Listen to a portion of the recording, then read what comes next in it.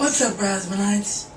Today we finally get back to continuing our look at Dollhouse Season 1 as I break down Episode 13 entitled Epitaph One. Today on the Razman's Reality.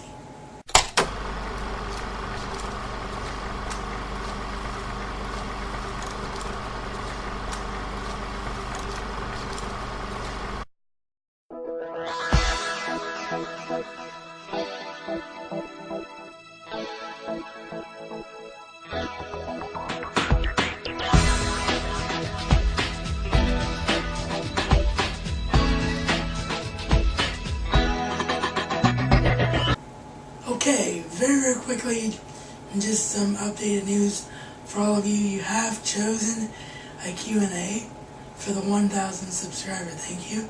So I will post the video on when to post your questions as soon as we get done with these Dollhouse reviews.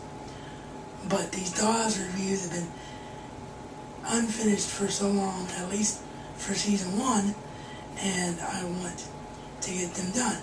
And hopefully do Season 2 at some point, whenever I can get it. And speaking of Season 2, I wanted to also let all of you know that the sale price for Dollhouse Season 2 has gotten even lower on Amazon.com.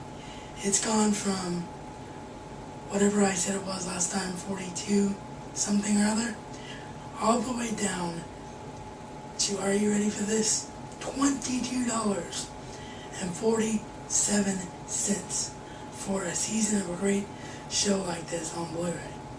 So if you don't have Season 2, pick up Season 2 because you're never going to get a lower price for such a great show.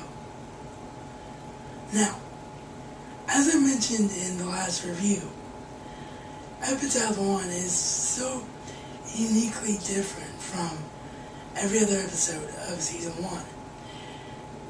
And the reason for it is because the foreign market wanted more episodes for whatever reason. And so Joss Whedon's crew, not even Joss Whedon himself, except for to kind of approve it when it was done, Joss Whedon's crew got together and decided, well, if we're going to have to throw one more episode of Dollhouse together, we're going to do an episode which could kind of be like an ending to the show. Because at this point, they didn't know if the show was going to have Season 2. Obviously it did, of course, but they didn't know it at the time. So what we see in Epitaph One is kind of a post-apocalyptic feature where the dollhouse has been exposed.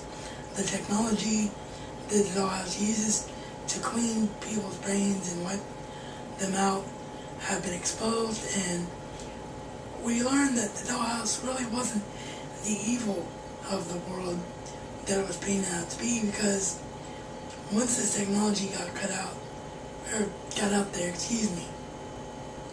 it got abused really, really badly, and the worst people in the world use the technology, and basically the whole planet is pretty much destroyed. So it's kind of like Terminator 2 Judgment Day type of Apocalypse Now feature, but in a much more Joss Whedon type of fashion.